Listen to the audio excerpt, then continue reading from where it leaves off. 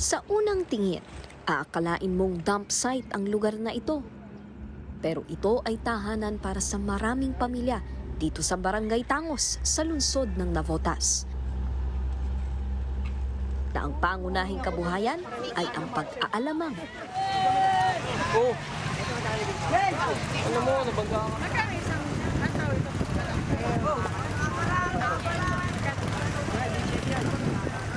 Dito sa tabing dagat naninirahan ang pamilya ng 46 anyos na si Cristina. Tapos saan po kayo kumakain? Saan po kayo nagbabanyo? Pinagtagpi-tagping trapa lang ang nagsisilbi nilang silong tuwing dadalawin ng unos o bubulabugin ng matinding init. 5 taon na po kami rito. Ilan po kayong nagkakasya dito? 5 po kami rito natutulog. Sino-sino? 3 anak ko po, tsaka kami mag-asawa. Hindi po ba kayo naiinitan dito? Mainit nga po. Saka yan po kahit paano marami po kasing kalat. Kahit po doon ba? Kaya nga. Kahit naman po natin ang to, ganyan din po. Hagis dito, hagis doon. Pero matagal na po kayong nagdesisyon na gusto nyo talaga dito lang sa may tabing dagat. Hindi naman po talaga ang ko dito eh. Kaya nandito lang talaga hanap buhay. Ang tubig ay buhay. Ang bawat pagtabig ng alon sa katig ng bangka ay hanap buhay ang bitbit para sa mga namamalakaya sa dagat. Dito sa pampang ng Navotas, mapagbigay man ng alon, pagkakataon naman ang nagdaramot. Hindi lang kalikasan ang kalaban nila, pati ang mga pagbabagong dala ng pag-unlad. Pinagbabawalan kasi yung bangka o hindi hindi nakakapaglayag. Nagbabawalan po ng Coast Guard. Siyempre ginagawa po kasing airport ito, no? So nakikita Meron po po. natin. Anong epekto Dahil niya po sa lumilit pagkuha yung dito? palakayan ng mga bangka ngayon. Kumukunti yung kumbaga space na pwedeng Oo, yung space na dapat nilang palakayan, lumiliit na po. Hindi na po yung sapat sa amin yung kinikita namin. Dahil kumukonti din, syempre, ang huli. Pag kumukonti yung area na pwedeng kuhanan. Kasi katulad niyang mga ganyan, yung pag-unlad, Kaya gusto nila may airport, may highway. Kaya nga po eh. Pero parang pag-uunlad ba yun kung meron naman ding naagrabyado? Kasi nga Ano po, ba? dahil dyan, nasisira ang ng kalikasan. Nawawala yung ng kalikasan dahil sa kanila. Ng katubigan? Opo. Yan, dumudumi yung dagat. Pag-aalamang na ang kinamulatang hanap buhay ni Cristina.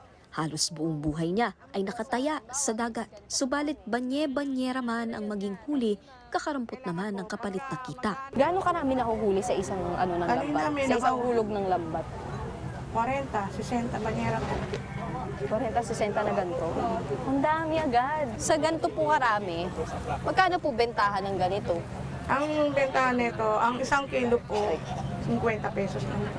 50, isang kilo. So, magkano po ang nakukuha ganito- sa, halimbawa, is ganito kadami? Opo. Ang kuha na ito, nasa 300, 400 lang po ito. Yung taong bangka po nagbibigay sa kanila ng pera. Kung ilang banyera po yung huli nila, kung magkano lang po ang maibigay sa kanila. Malay po, 20 banyera huli nila, bibigyan lang sila minsan 300.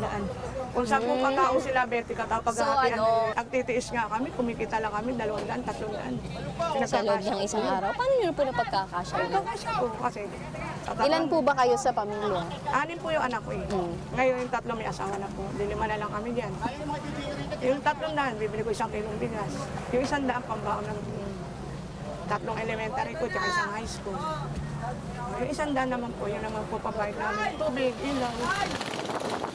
Ang lugar kung saan nakadepende ang hanap buhay ng mga tulad ni Cristina naging tambayan ng langaw dahil sa tinatambak na basura. Kaya hindi naaalis kay Cristina ang pangarap na makaalis ang kanyang mag-anak sa madungis nilang sitwasyon. 5 years na rin kayong dito nakatira, tabing dagat lang. May balak din po ba kayong umalis one day?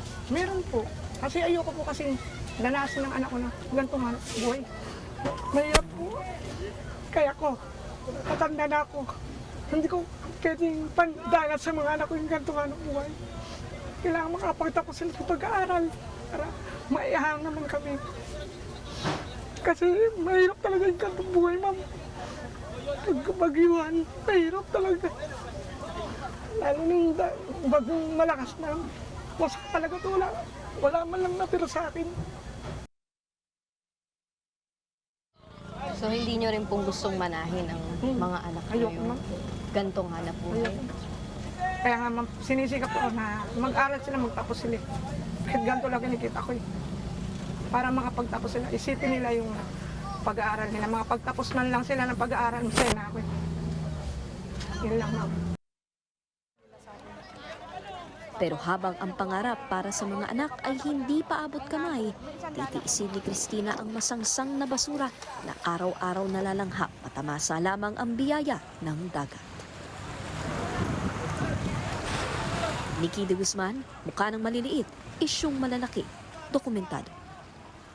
Mga kapatid, Jig Manikad po, pagdating sa mahalagang balita sa loob at labas ng bansa, dapat una sa lahat, mag-follow at mag-subscribe na sa social media pages ng News 5.